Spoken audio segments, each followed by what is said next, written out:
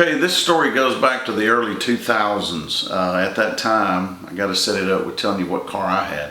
I had a 1997 Lincoln Mark 8 LSC. That was a special edition.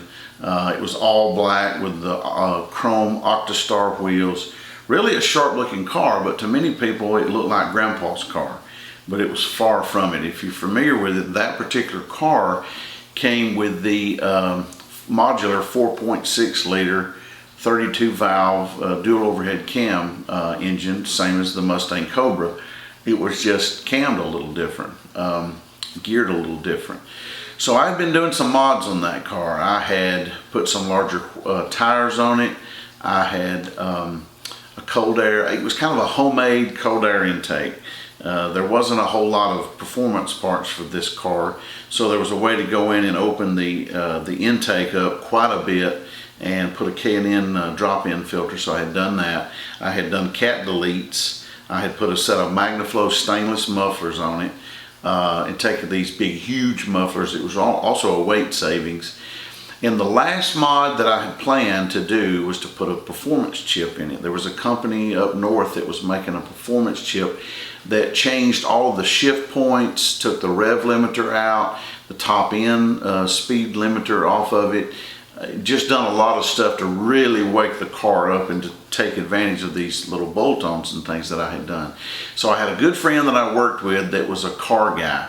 He had modified Mustangs for many years, a little bit older than me, and he said, hey, this weekend I'm going to be working on my Mustang. Why don't you come over and we'll put the chip in? So I went over to his place, we put the chip in, and Dave was working on the last little mod to his car. Now let me set you up on his car. He had a 2002, what they call the New Edge Mustang.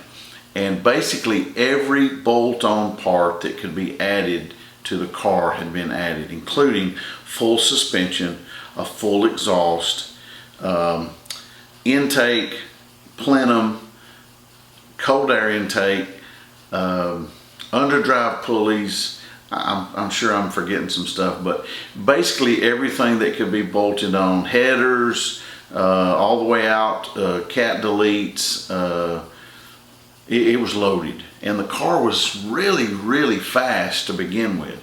He didn't drag race the car. He was basically just kind of having fun, maybe some late night street racing.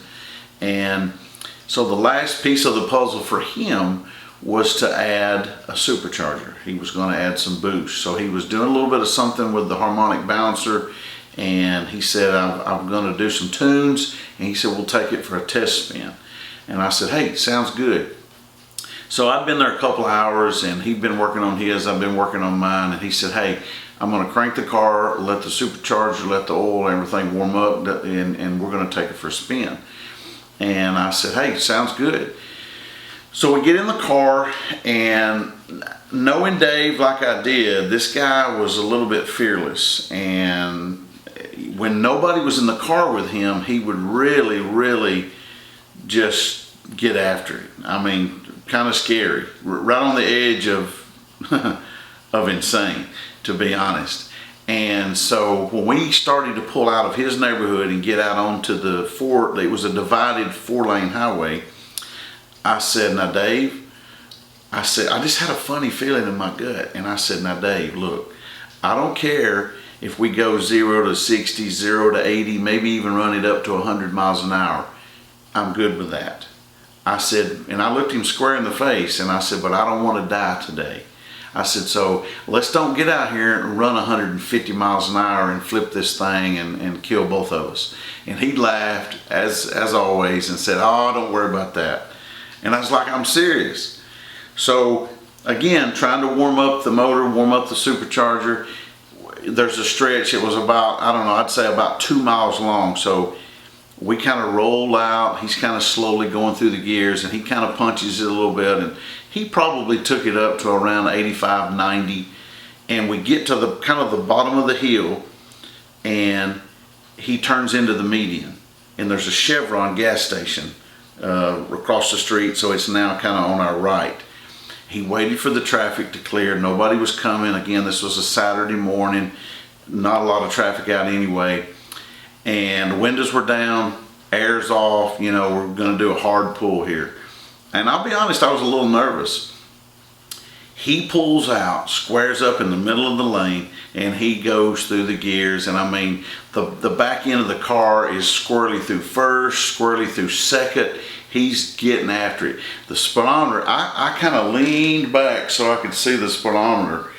And the speedometer, when he shifted into third, was going past 110 at about that. I mean, I'm just serious. It was going just like that. So I'm estimating that we were going around 125 to 126 miles an hour when it sounded like we ran over a shovel. If you can imagine one of these building contractors that's got these panel trucks had dropped a shovel or a rake or some big piece of equipment in the road, that's what it sounded like we ran over. I mean, almost like a shotgun blast in the car, and it went dead silence. So all you could hear was this, you could just hear the wind noise coming in the windows. And he was like, oh crap. He said, I mean, plume of smoke behind us looked just like NASCAR. I mean, seriously, like Days of Thunder when one of the cars had blown up. I looked up in the mirror, couldn't even see the Chevron that was just 300 yards behind us, completely out of sight. He's like, I hope we just blew off a water hose or blew off a gasket or something. And I was like, dude, I don't know, that didn't sound good. Because I couldn't see behind us to see if we had run over anything. So we coasted off to the side of the road, and you know, he's on the driver's side, so he's out against traffic. So I got out of the car first. But when I opened the door and went to put my foot on the ground, I couldn't even step on the ground because the oil in the water and this sludge was just pouring past me. And I looked over and I was like, Dave, it's not good, man. So he had to make the dreaded phone call back to the house to ask his wife to come and get us. And she was not happy. I could hear her on the phone yelling because he had put all this time and money. He was working 2 jobs. You know, they had kids, and he had put all this time and money into this car, and now he had blown the motor. So such a disappointing road trip, test drive. I guess this is my second test drive story, but yeah, this one did not end up well. Stay tuned for more stories.